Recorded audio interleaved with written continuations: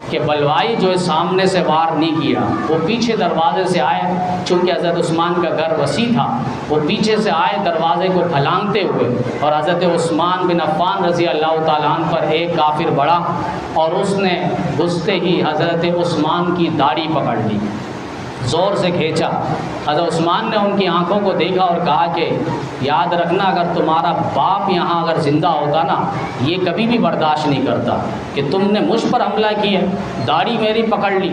بالآخر اس نے فوراً چھوڑ دیا۔ حضرت عثمان نے بددعا دی، کہا اللہ تیرے ہاتھ کو شل کر دے، فالش کا حملہ ہو تیرے ہاتھ پر، اور ایسے ہی ہوا۔ آگے چل کر یہ واقعہ آئے گا۔ پھر ایک اور بدبخت اندر گھسا اور اس نے حضرت عثمان بن عفان رضی اللہ تعالیٰ عنہ کے سر پر سلاخ ماری لوہے کی، حضرت عثمان کے سر سے خون کے فوارے چھوٹ پڑے۔ پھر ایک بدبخت اور بلوائی کافر اندر گھسا، اس نے حضرت عثمان بن عفان رضی اللہ تعالیٰ عنہ پر وار کیے، قرآن کریم کو معاذ اللہ پاؤں کی نوک مار کر اس نے اڑا کے باہر پھینکا۔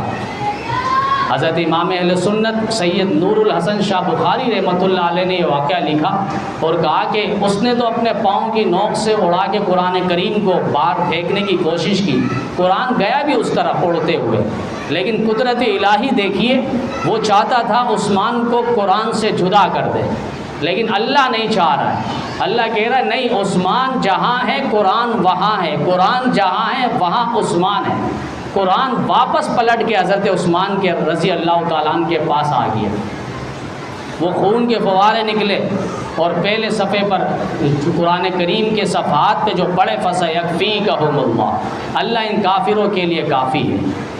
بالآخر اس کے بعد ایک اور لانتی بڑھا اور اس نے تلوار نکالی، حضرت نائلہ آگے بڑھی، ان کی انگلیاں کٹ گئی۔ حضرت عثمان نے دیکھا اور چیخ ماری، کہا بدبختو، مجھے اگر دشمن سمجھا ہے تو مجھ پر وار کرو، میری بیوی پر وار نہ کرو، اور اللہ تمہیں تباہ برباد کرتے جہنم واصل کر دے۔ اس کے بعد پانچواں لانتی آگے بڑھا اور اس نے خنجر نکال کے حضرت عثمان رضی اللہ تعالیٰ عنہ کے سینے پر پے دھر پہ وار کیے۔ حضرت عثمان کی لاش تڑپ رہی ہے۔ تصور کریں، یہ قصہ کہانی نہیں ہے، دین اسلام کے لیے کیسی کیسی قربانیاں ہیں۔ ہم نے جانور 10 ذی الحج کو قربان کیے، 18 ذی الحج کو دوہرے داماد رسول کس طرح قربان ہو رہے ہیں، ذرا وہ دیکھیں۔ پانچویں کے بعد چھٹا لانتی آگے بڑھا اور اس نے جیب سے تلوار نکالی اور حضرت عثمان کو اس طرح ذبح کیا جس طرح ہم بکریوں کو ذبح کرتے ہیں۔ حضرت عثمان رضی اللہ تعالیٰ عنہ 3 دن تک اسی طرح تڑپتے رہے اور خون پہ آلودہ رہے۔ اس پر بھی قربان جائے جو 3 دن تک بھوکا پیاسا رہا میدان کربلا میں۔ یہاں 40 دن تک حضرت عثمان بن عفان رضی اللہ تعالیٰ عنہ کو بھوک پیاسا رکھا گیا۔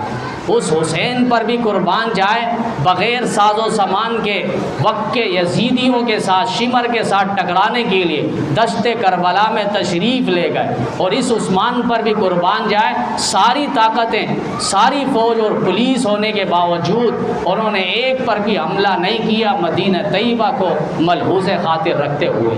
یہ حضرت عثمان بن عفان رضی اللہ تعالیٰ عنہ۔ بالآخر ایک اور لانتی آگے بڑھا، حضرت نائلہ کے آگے بڑھنے لگا۔ حضرت نائلہ نے دیکھا اس کے عزائم ٹھیک نہیں ہے، فوراً چھت پہ چل پڑی اور آواز لگائی، یا ایھا الناس قد قتل امیر المؤمنین، لوگوں سن لو، امیر المؤمنین خلیفہ سوم حضرت عثمان بن عفان رضی اللہ تعالیٰ عنہ شہید کر دیے گئے۔ یہ آواز حضرت علی المرتضیٰ رضی اللہ تعالیٰ عنہ تک پہنچی، فوراً چیخ مارتے ہوئے آوازیں نکالتے ہوئے باہر نکلے اور اپنے دونوں بچوں سے کہا کہ حسن و حسین سے، تم لوگ کہاں تھے؟